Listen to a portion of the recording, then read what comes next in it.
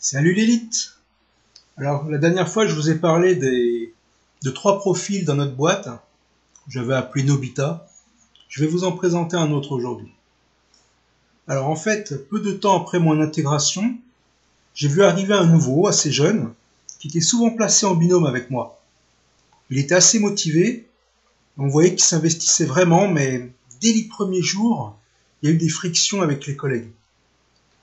Alors que les nouveaux observent généralement les plus anciens sans rien dire et ne prennent aucune initiative, le nouveau que nous allons appeler la taupe s'est très vite distingué en signalant ce qui lui semblait comme des problèmes dans notre façon de procéder. En fait, ces remarques paraissaient justifiées aux yeux de toute personne ne connaissant pas les process des compagnies aériennes. Et en fait, il se trompait par manque d'expérience. Mais surtout, il prenait une position difficilement acceptable dans une société japonaise, celle d'un nouveau venu qui se met à critiquer et proposer des solutions. Donc ça se fait pas. Et ça n'a pas manqué. Un front commun s'est formé contre lui. Très vite, il s'est retrouvé isolé et tout dans son comportement devenait un argument pour le critiquer en fait. Donc tout ce qu'il faisait, tout ce qu'il était énervé ce front commun. Voilà, il était critiqué pour tout et n'importe quoi. Donc moi je restais neutre dans ce conflit. Je ne souhaitais pas participer à des boycotts de collègues. Donc j'ai déjà bossé dans une grosse boîte, j'ai vu ce que ça donne, c'est infernal. Donc moi j'essaie de parler à tous, même à ceux qui ont des caractères inconciliables ou des positions opposées sur le travail que nous effectuons au sein de l'aéroport. Donc j'ai sympathisé avec la taupe comme avec n'importe qui d'autre, sans me soucier du regard désapprobateur des autres collègues. Un premier élément qui aurait pu m'indiquer qu'il ne s'agissait pas d'un employé normal, c'est qu'il n'était pas du coin. Donc, généralement, on embauche en fonction de la proximité du candidat vis-à-vis de l'aéroport. Donc il arrive qu'on découvre des candidatures exotiques venant de gens qui sont dans d'autres départements. Et généralement, on ne les prend pas. La raison est simple. Si on doit traiter un avion qui arrive après 22 heures, l'employé venu en train se retrouvera bloqué à l'aéroport faute de train retour. Donc il faut nécessairement quelqu'un du coin.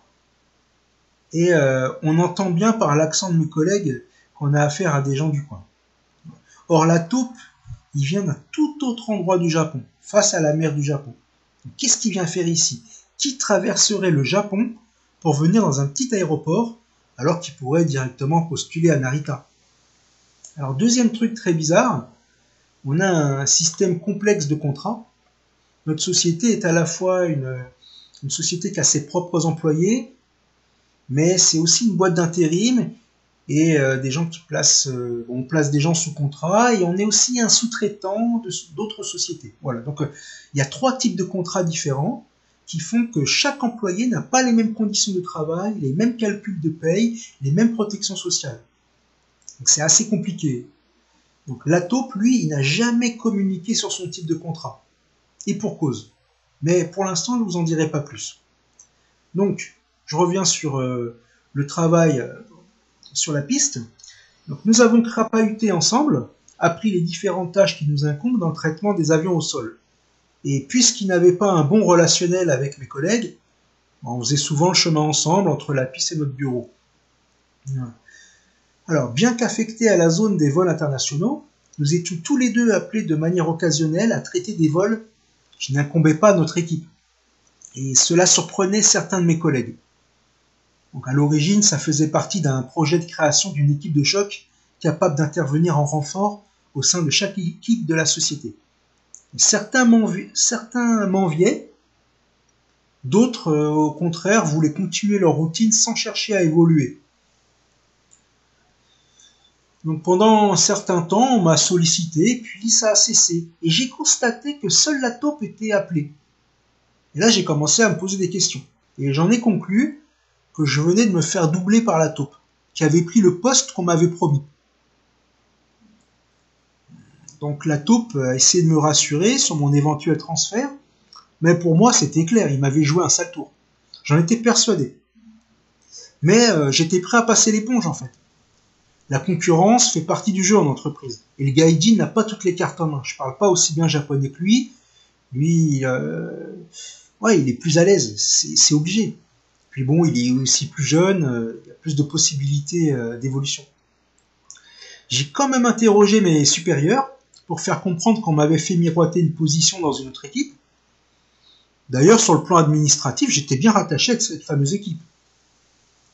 Au début, on a essayé de m'expliquer qu'il était devenu difficile de me libérer le matin, parce qu'on avait besoin de moi sur un vol bien particulier, un vol quotidien sur lequel j'étais maintenant rodé, et on avait besoin d'hommes, et pas de femmes.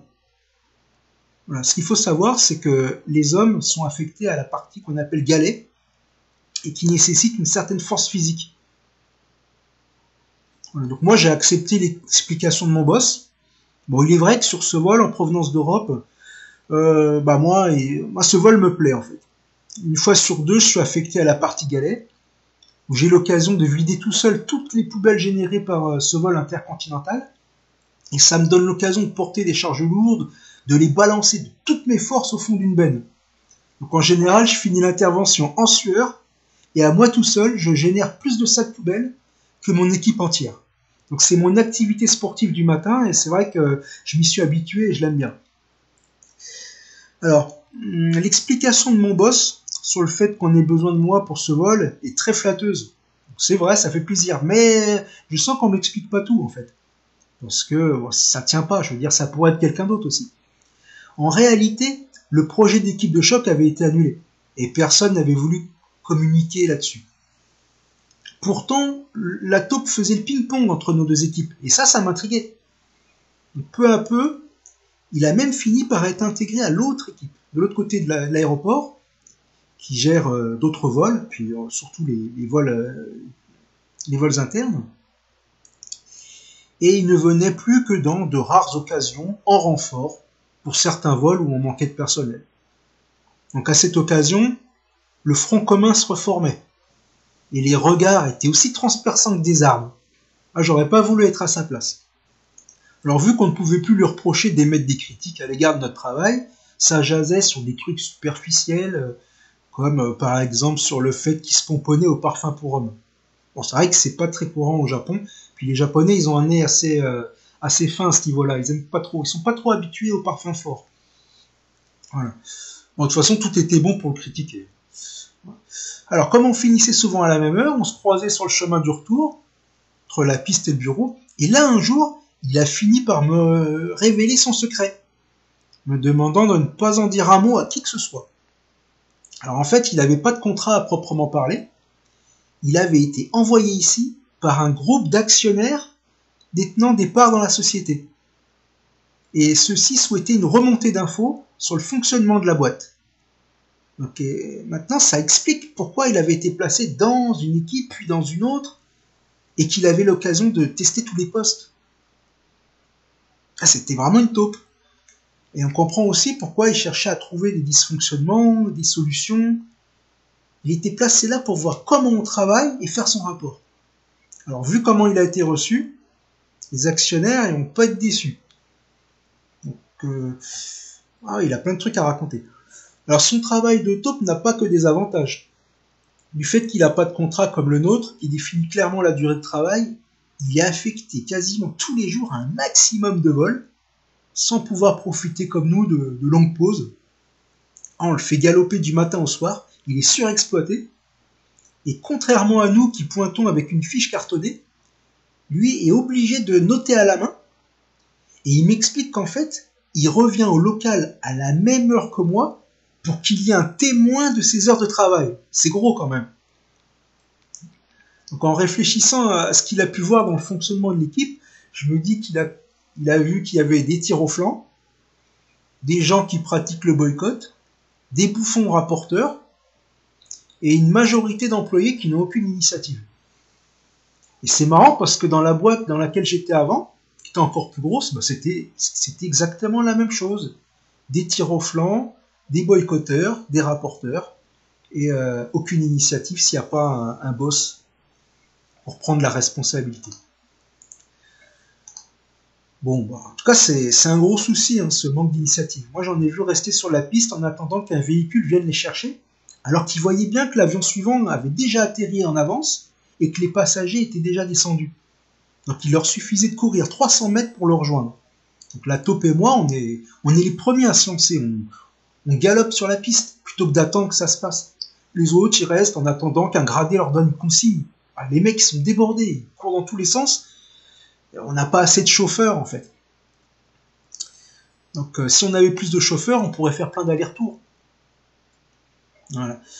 Ah, bon, ça c'est une autre histoire. Alors suite de l'histoire. Donc en fait, bon, il y a eu la fameuse crise du pangolin et la piste internationale, bah, c'est vidé quoi. Il se passe plus rien. Donc moi je me suis retrouvé au chômage technique et lui, bon, il m'avait dit qu'il devait réintégrer sa province, qu'il devait retourner chez lui en mars, mais finalement il s'est retrouvé affecté au département administratif où il s'occupe des contrats, ce qui l'oblige à faire des recherches sur le droit japonais et les conventions collectives. Je pense que c'est sûrement la tâche la plus sensible au sein de l'équipe. Donc je le sens un petit peu moins sûr de lui.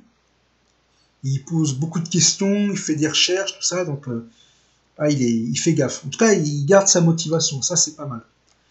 Bon, au moins il a plus à gérer la saleté des cabines, les charges lourdes, les courses sur la piste et les regards noirs des collègues.